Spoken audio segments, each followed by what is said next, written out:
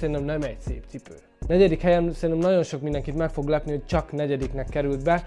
Ez nem más, mint a Big Red Boot. Ennél a cipőnél lettek csúnyább cipők idén. Szerintem ez a cipő egy új korszakot nyitott olyan lépők tekintetében, amik kifejezetten csak arra vannak, hogy felvedőket, csinálj benne egy képet és kirakd Instagramra, és ennyi szerepük van. A harmadik az nem más, amit sokan írtatok szintén, mint a Crocsnak az új cowboy csizmája, ami egy ilyen cowboy csizma akar lenni, csak gumiból.